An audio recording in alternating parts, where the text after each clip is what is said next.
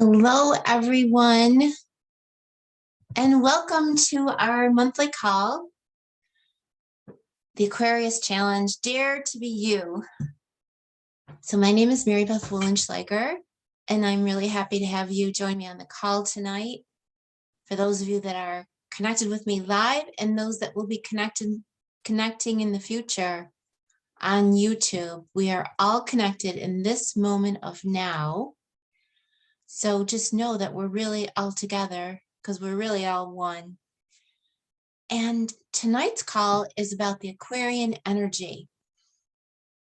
And Aquarians are different and maybe a little paradoxical. The Aquarius energy, which is available to all of us, regardless of our sun sign, it's available to all of us now, or it will be as of tonight, just in a couple hours, about 10:30 p.m. tonight, Eastern Standard Time. The sun will switch into Aquarius. So on tonight's call, I'm going to just share some insights about the Aquarian energy and suggest some practices to make that connection. Aquarius loves to make connection. And so how to connect with the Aquarian energy through tools like heart math, just being aware of what's going on cosmically, and then how to bring that into our bodies and into our minds. I created Love Your Life in Sync to be of service to my fellow humans during this extraordinary time on planet Earth. I had a desire to bring more joy and satisfaction into my life. And my kitty is going to bring more joy into my life right now. She was quiet all day, sleeping all day. And now that it's time for the Zoom call, guess who woke up? But that's Aquarius for you. She wants to be a part of things and different. So connect yet be unique. So let's get started. So let's begin with a little heart math. And tonight, I'm going to share the heart lock-in technique. And what's special about the lock-in technique is it helps us create a new baseline shift. Now, I can demonstrate what a baseline shift is. A baseline shift is when you have a cat and you don't get annoyed by her disrupting your life. It doesn't upset you. So we'll see how big my baseline shift is tonight. But not only does it help us create, so by that, I mean things that used to trigger you don't trigger you or don't trigger you as much. And the heart lock-in also helps us renew and recharge our own inner battery. And heart math puts out on a regular basis, well, quarterly, with each full moon at the start of the quarter. So this just came out on Monday. They put out a share focus, and this, for the next 3 months, it's called Collective Compassion, because according to heart math, after Omicron was discovered, a poll was taken, and 6 out of 10 people said they were feeling overwhelmed and exhausted and just tired of this virus. And I'm sure we can all relate to that.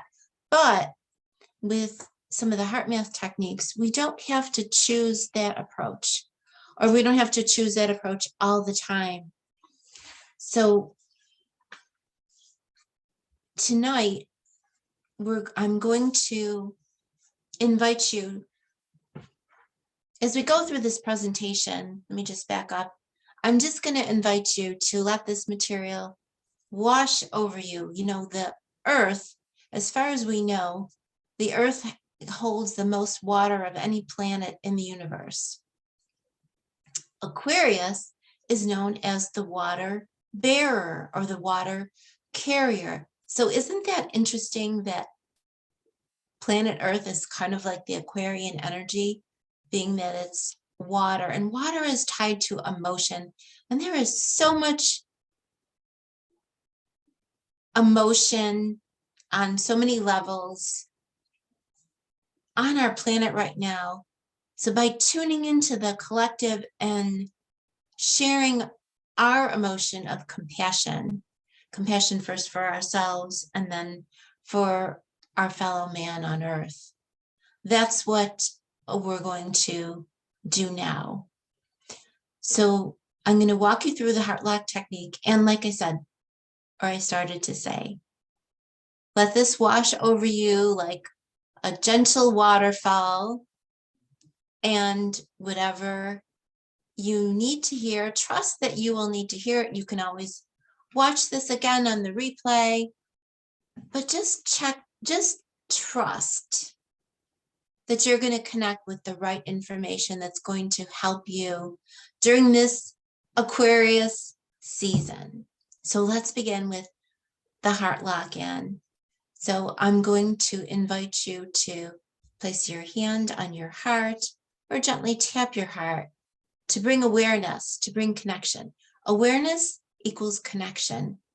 And that is one of the themes I'm going to be sharing tonight. Awareness equals connection. So just tap gently on your heart and allow your breath to get a little slower and a little deeper. And imagine your breath flowing in and out of your heart. And find a nice, comfortable rhythm. And you can continue to gaze at our beautiful planet, or you can close your eyes, whatever feels right for you. The next step, if you have that comfortable rhythm, and if you don't, just stay there. Just get that comfortable rhythm. But if you do have it, the next step is to activate a regenerative feeling, such as gratitude or appreciation. Or just think of something that makes you smile. And as you think of that, something that makes you smile, let your whole body feel that smile. Let every cell in your body feel the gratitude.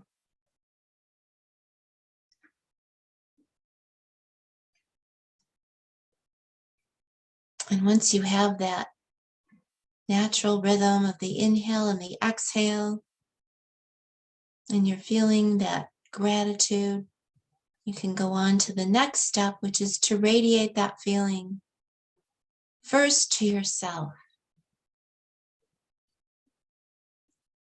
Radiate gratitude to every cell in your body and maybe feel a slight softening,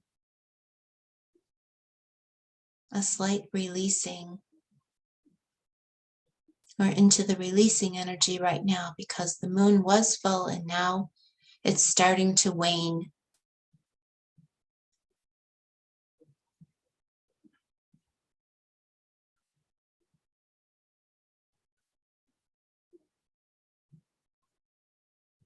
And after radiating gratitude to every cell in your own body,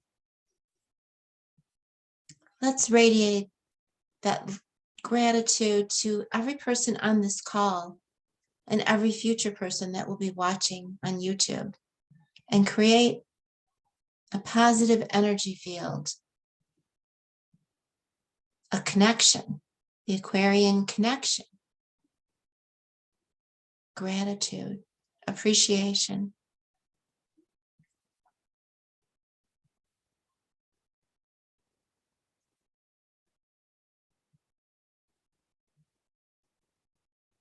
And then let's begin to radiate that out to our loved ones, to our friends, our family members,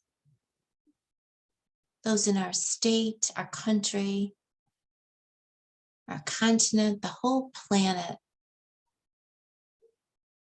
Just see the energy growing like a pebble dropped in a pond. The wave gets bigger and bigger, or the circle gets bigger and bigger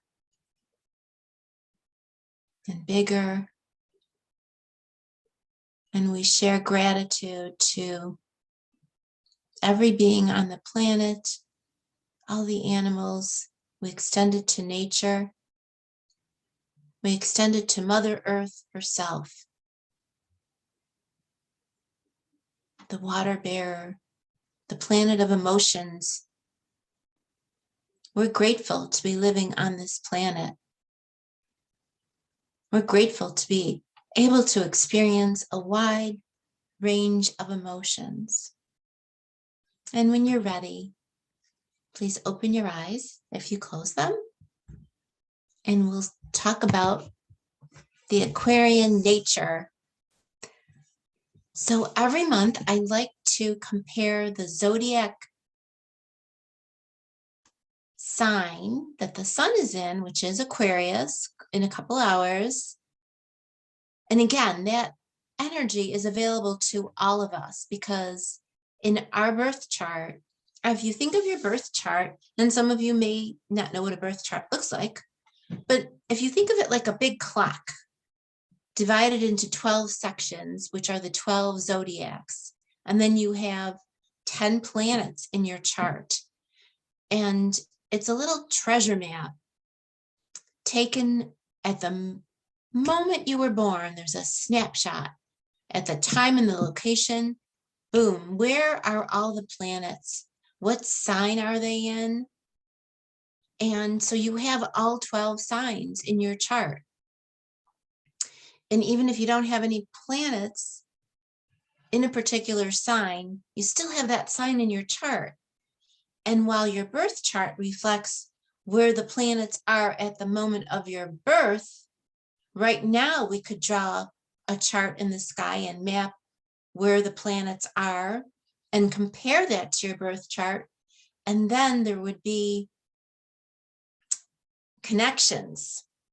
There would be, the planets would be talking to each other.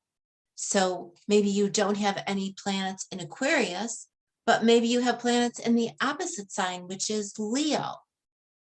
And if the sun, when the sun moves into Aquarius, it's going to talk to the planet in your birth chart that's opposite it. So there's always a connection. There's always patterns. And one of the patterns is the polarity. So the signs follow each other in a specific order. At this moment, on January 19th, at a little after 7 p.m. Eastern Daylight Time, we are still technically in the sun sign of Capricorn. The polarity of Capricorn is the inhale, the inward expressing energy. The polarity of the next sign, Aquarius, is the exhale. And this is more about outward expressing or yang energy. The modality, this has to do with either cardinal, which means initiating, or fixed in the middle, or mutable, the end of the season. So in the winter season, Capricorn initiates, Aquarian stabilizes and fixes and holds the energy, and then Pisces changes it and we go into spring. But right now we're in the heart of winter, and man, most of the country is experiencing winter like they've never experienced it before. Even in the Carolinas, they got a terrible snowstorm, which they don't normally get. And of course, in the Northeast, we've got, well, yeah, we've got snow, right? Most of us do, I think, anyway. So the fixed signs, which include Taurus, is the fixed sign of spring, because it's the middle season of spring. Taurus, Leo, Scorpio, and Aquarius. The fixed signs, they can like to hang on to things. They can be a little stubborn. But they also hold the energy so that things can get done. The things that were initiated in the sign before it start to manifest more deeply during the fixed sign. The elements are either fire, earth, air, or water. Now, here's one of the paradoxes of Aquarius. People might know it's the water bearer, so they think it's a water sign. But the example is, if you think of what moves water or what bears water, what creates waves is the wind. So the Aquarian element is air, which is a mental energy. So if you think of giving something airtime, you're thinking about it, or it's in the airwaves. It's not necessarily always very grounded. We hear the term airy-fairy sometimes if people are not grounded, or they're stuck in their head, or they're overthinkers. So when the Aquarian energy comes about, we always want to be aware every sign has a higher expression and a lower expression. And perhaps being stubborn or overthinking things would be something to avoid, or just to be aware of that you're doing it. But we do need to think. So we need a balance of everything. And the great thinkers are what, change begins when we think differently. So there's that paradox. Now, I also like to share who the planetary rulers are. Aquarius has two rulers, a modern ruler, which is the planet Uranus. Uranus was discovered in the 1800s, sometime around there, once the telescope was discovered, because Saturn was the last visible planet that could be seen with the naked eye. So Saturn was originally the ruler of Aquarius. Once Uranus got discovered, that became the ruler of Aquarius. But a lot of astrologers like to think of Aquarius as co-ruled by these two planets. And these two planets have very different energies.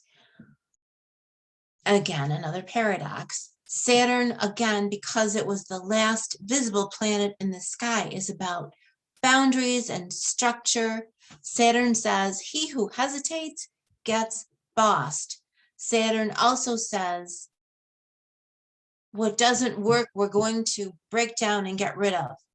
And Uranus loves to break things down. Uranus is the planet of shock and surprise. Uranus can be thought of, Uranus rules electricity and lightning. And Uranus is about change, sudden change that can't be unchanged. So Saturn is more traditional. Uranus is more exciting and new and inventive, but they both are working together. Kind of a paradox, but I hope to express in this presentation tonight that when we connect, when we increase our awareness, we get to connect more, and we don't have to be the same. Aquarius says, you be you, because nobody can do you like you. So Aquarius invites you to be as quirky as you want and still connect, because it's through our differences that we get to have more fun, that we get to see how we connect, how we're different, but maybe we get some fresh ideas as well. So the Aquarius Astrology starts tonight and goes through February 18th. And Aquarius likes to say, I'm different, I'm quirky, I'm unusual, I want to be me. No, there's nobody like me. Aquarius is also the genius energy, the inventor energy. And here we have some crazy looking scientists. There's the water bearer holding the water, and they're creating something. Who knows what they're creating? It looks a little scary, actually. But during this time on the planet, look how much has been invented. And necessity is the mother of invention. So since our planet is going through this huge change as we adjust with the pandemic and everything else that's going on, a lot of things are being invented. So isn't it interesting that we're going into the age of Aquarius, which is about new inventions and change. It's also about freedom and humanitarianism and people's rights, and finding that which allows us to express being ourselves without fear of repression or repercussions. I mean, just even if you look at gender, how gender has opened up and become more freely expressed in very recent times. When kids go to school now, in grade school, things are so different. And hopefully, and that's another Aquarian quality, is being hopeful, because freedom brings us hope. If we can express ourselves the way we want to, that gives us hope. Aquarius is also about groups. And when we connect with groups, that feeling of sharing something or being like-minded or finding where we're similar, that builds us up, that buoys us up. That's something that makes us feel good. And the more we're aware of that, the better we feel, and the more we generate that feeling. And then we can even, hopefully, look at our differences, but still find in that paradox of different, yet, well, we're all human. And it's helpful to remember that we're all human during this time on planet Earth. And it's a very Aquarian thing to be humanitarian. So what else is going on in the cosmos? Where are we? What kind of support are we getting? Everything that's happening, as above, so below. And the more we are aware of what's happening above, the more we can connect with it and bring it in. And even those paradoxes, maybe they can support us, maybe they can help us expand and look at things from a new perspective. So we just had the full moon on Monday, January 17th, and the moon is a pattern. It goes through all 12 signs of the zodiac in 1 month or 1 month. That's the cycle, 1 month. So we have a full moon every month. And if you look up in the sky, it's a full moon because the orb is as full as it can get. Once it reaches fullness, it starts to wane, which means it's starting to release. And maybe it's inviting us to release things like, I can't. Because Aquarius wants you to try new things. So does Uranus. Uranus supports us in new and different things. The full moon is also a beautiful time to forgive. It's probably always a beautiful time to forgive. But when we're releasing emotion or releasing resentment, forgiveness ties in with it.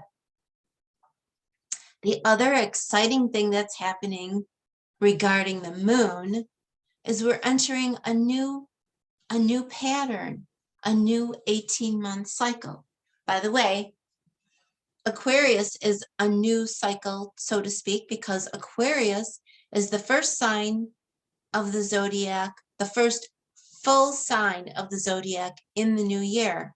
Capricorn brought us into 2022, but Capricorn entered, the sun entered Capricorn back in December of 2021.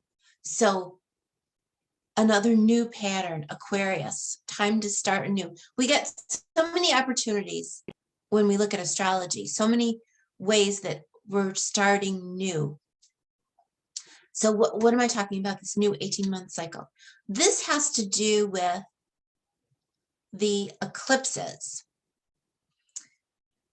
The eclipses are when, so the moon orbits around the earth and it follows a path, and the earth orbits around the sun and it follows a path.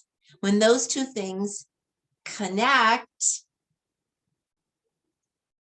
we call those, at that point of connection, it's called the nodes of the moon. And the nodes switch every 18 months. So we're starting a new cycle of Taurus and Scorpio. Taurus is practical and earthy, and it invites us to engage with our five senses. One interesting thing I heard to help with pandemic fatigue is to go out in nature, even if it's cold out. And I had that experience when I had to go out and shovel. I'd been in the house most of the day. Even though it was really, really cold, it just felt so good to be outside. So Taurus invites us to be earthy, be practical, and spend time in nature. Scorpio, which is the opposite sign in the zodiac, Scorpio invites us to transform. Scorpio can be secretive. So again, we have these two paradoxes. Taurus is sort of out there, grounded in the earth, and Scorpio is probably digging down in the sand. But Scorpio is about transformation. So somehow these two things are tied together. So maybe it's about finding ways to connect more with nature to transform ourselves. You know, we're getting very exposed to a lot of technology, or, you know, people spend a lot of time in front of some screen, their computer screen, their TV screen, or their phone screen. Is it time to spend a little time in nature and see if we can transform some of that fatigue?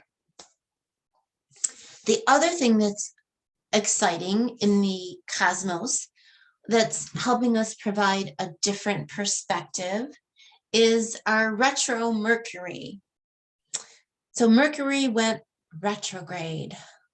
That's kind of like you're driving to your friend's house for a special dinner that you were invited to, and you offered to bring your signature dessert, your brownie cheesecake, and you're en route to your friends, and you say, "Oh, nuts. That cheesecake is sitting in my refrigerator." So you decide to turn around. So when you decide to turn around, you're like Mercury going retrograde. It's like Mercury goes backwards in order to go forwards. In other words, you have to go back to get that special yummy dessert so that you can go forward. So when Mercury is retrograde, or when you have to turn around, you're covering the same ground that you covered when you left the house until the point where you realized you had to turn around. And everything you saw on the way there that was on your right-hand side, once you turn around, it's on your left-hand side. You have a different view of things. So Mercury retrograde invites us to take a different view of things, to see if there's a different perspective we want to engage with. And Mercury rules things like communication, technology, and travel. So the reason Mercury retrograde gets a bad rap is because these things that it rules, they're magnified when Mercury is retrograde because it's literally closer to planet Earth, which means these things are increased. So when there's more activity, when there's more travel, if a road is highly traveled, there's a much greater chance there's going to be a traffic jam than if it's a country road that nobody travels on, right? So there's an increase in all this activity, which can cause some disruptions. I know I'm taking a class at Buff State that's completely online, and it's a 16 session class. So it's twice a week for 8 weeks. And 1 week into it, they changed the Zoom link, and whoever organized it set it up on their calendar. And once they changed the Zoom link, the original invitation had to get canceled. So we all keep getting these messages that class is canceled. And it was kind of amusing because I'm thinking, oh, it got canceled because of the snowstorm. Like, wait a minute, we're on Zoom. Why would it get canceled? And then we got another email saying, no, it's not canceled. And we got several emails about the same thing. And then that was only the third class. Tomorrow is the fourth class. And today I got a whole bunch of emails. It's canceled. No, it's not canceled. It's canceled. No, it's not canceled. So not only are you invited to have a different perspective during Mercury retrograde, but you're invited to be more patient, which could be different for you, right? Aquarius says, I'm different. I want you to do different things. So try being a little more patient. And that includes being patient with yourself. But just understand that when Mercury is retrograde, because there is an increase in these types of things, there could be more traffic jams, right? Okay. So things to ponder during the Aquarian time. Aquarius, Uranus invites us to change. And I have personally dubbed the year 2020 the year to think and act differently. Change begins with thinking, with new thinking. So where can you bring some new thinking into your life? And what makes you feel free? What inspires you? What do you want more of in your life? And last month we talked about you being the hero, you being the star of your life. If not you, who else, right? So Aquarius invites you to dare to be the hero of your life. And this person is walking through this, looks like a little bit of a snowstorm. Looks like this could be a hero's journey, taking that trek, finding new ways to think about things. Maybe there's some freedom in walking a path alone, a scary path. Maybe she's daring or he's daring to try something different. So what to do this month? Every astrological sign rules a part of the body. Aquarius rules the ankles. So it's Love Up Your Ankles month. So in terms of reflexology, hand reflexology, the ankle point is found on the edge of the hand, right on below the little finger, right down where the wrist connects with the hand.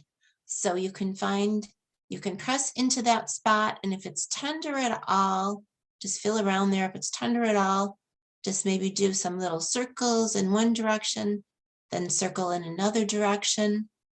Or you could actually do circles with your ankles, when you're sitting down, that's always good to do because you're helping improve the blood flow.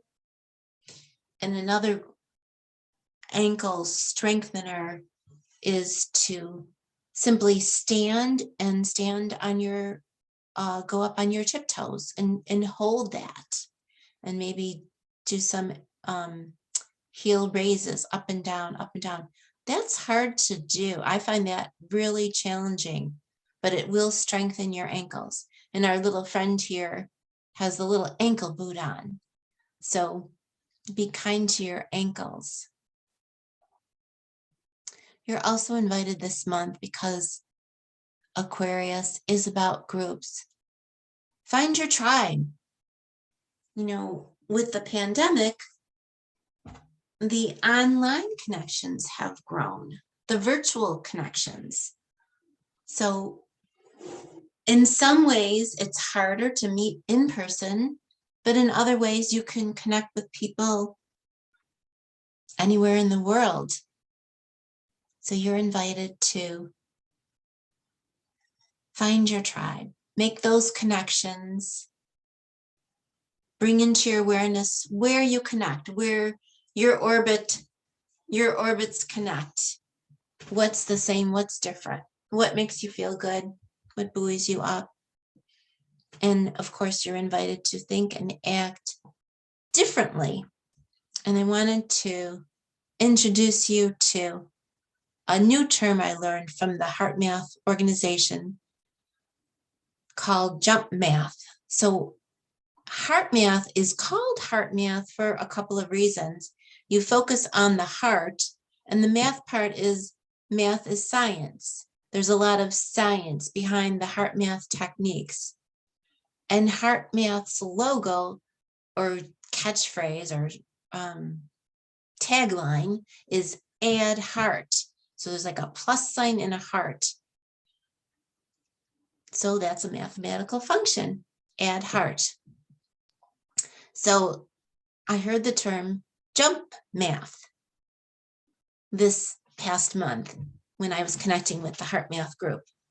And jump math is where you recognize a pattern that you have. Maybe you interact with a person and you're stuck in a pattern and something happens and you have the same response and it's a trigger response. And maybe you get upset with the person and they get upset with you. And then you feel bad and they feel bad. And then you apologize and they apologize. And then you say, I won't do it again. And then you ultimately feel better and you let it go. Well, jump math invites you to jump over that in-between stuff and just not be triggered by that person in that way, which takes us back to the heart lock-in that we did at the start of the session, which is a way to change your baseline, which helps you to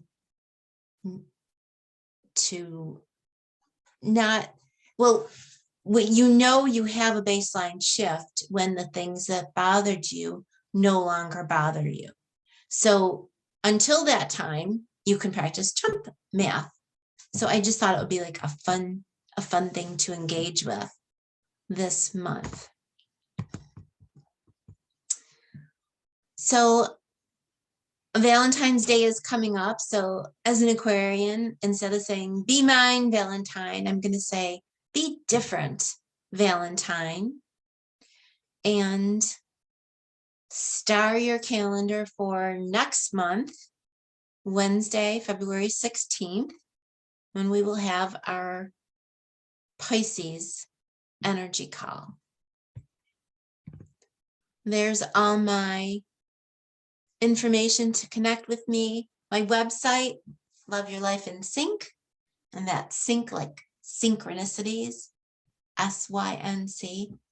My phone number, my email, marybeth@loveyourlifeinsync. And we can connect on Facebook, Instagram, or YouTube. And I thank you so much for your attention and your time It means a lot to me. And I wish you a beautiful Aquarian month. Dare to be different. Be your own quirky, unique self, and connect. Connect with other quirky ones. Because remember, we are all one. We are all connected. And we want to bring that consciousness to life, to this earth. And we need to do it now. Nobody else can do you like you do you. And you're needed now. Your creativity and your inventiveness is needed now. Thank you for watching. And please feel free to leave comments or connect with me.